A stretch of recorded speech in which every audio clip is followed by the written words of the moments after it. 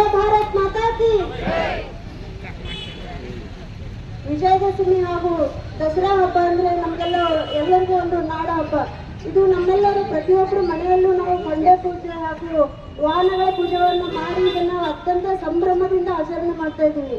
ನಾನೊಂದು ಅರವಿಂದ್ ಬೆಲ್ಲದಣ್ಣನವರಿಗೆ ಒಂದು ಮಾತನ್ನು ಕೇಳ್ತೀನಿ. ತಾವು ಸಹ ಹಿಂದೂಗಳಾಗಿದ್ದೀರಿ, ತಾವು ಸಹ ಮನೆಯಲ್ಲಿ ಕಂಡ ಪೂಜೆಯನ್ನು ಮಾಡ್ತೀರಿ.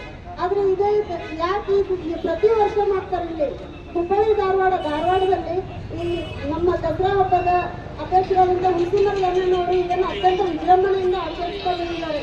ಆದ್ರೆ ತಾವು ಈ ಸಲ ಯಾಕೆ 20 ವರ್ಷದಿಂದ ದಸರಾ ಹಬ್ಬನ ಆಚರಣೆ ಮಾಡ್ಕೊಂಡು ಬಂದಾಗ ನೀವು ಇದೇ ವರ್ಷ ಯಾಕೆ ಈ ತರ ಮಾಡ್ತಾ ಇದ್ದೀರಿ, ಭೇದಭಾವವನ್ನು ಯಾಕೆ ಮಾಡ್ತಾ ಇದ್ದೀರಿ? ಇದು ಹಿಂದೂಗಳ ಹಬ್ಬ. ತಾವು ಸಹ ಒಬ್ಬ ಹಿಂದೂ ಆಗಿ ಈ ತರ ತಾವು ಇದನ್ನ ತಡಿಬಾರ್ದು ಅಂತ ನಾನು ಕೇಳ್ಕೊತಾ ಇದ್ದೀನಿ.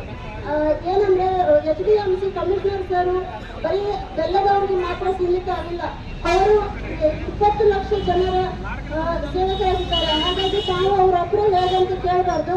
ಇದು ಒಂದು ನಮ್ಮ ಹುಬ್ಬಳ್ಳಿ ಧಾರವಾಡದ ಹಬ್ಬವನ್ನು ಆಚರಣೆ ಮಾಡಲಿಕ್ಕೆ ಬಿಡಬೇಕು ಅಂತ ಕೇಳ್ಕೊತಾ ಇದ್ದೀವಿ. ಇದು ಕಡಪ ಮೈದಾನದಲ್ಲಿ ಪ್ರತಿ ವರ್ಷ ವಸ್ತು ಪ್ರದರ್ಶನವನ್ನ ಮಾಡ್ತಾ ಬಂದಿದ್ದಾರೆ. ಈ ವರ್ಷ ಯಾಕೆ ಇಲ್ಲ, ಯಾಕೆ ಈ ಸಲ ತಾವು ಭೇದಭಾವವನ್ನು ಮಾಡ್ತಾ ಇದ್ದೀರಿ? ನಾನು ಅರವಿಂದ್ ಬೆಲ್ಲದಣ್ಣನವರಿಗೆ ಹಾಗೂ HDMC ಕಮಿಷನರ್ ಸಾಹೇಬರಿಗೆ ನಾನು ಅತ್ಯಂತ ವಿನಯದಿಂದ ಕೇಳ್ಕೊತಾ ಇದ್ದೀನಿ, ಇದನ್ನು ನಮಗೆ ಆಚರಣೆ ಮಾಡಲಿಕ್ಕೆ ಬಿಡಬೇಕಂತ. ಇಷ್ಟು ಹೇಳಿ ನನ್ನ ಮಾತುಗಳನ್ನು ಮುಗಿಸ್ತೀನಿ. ಧನ್ಯವಾದ.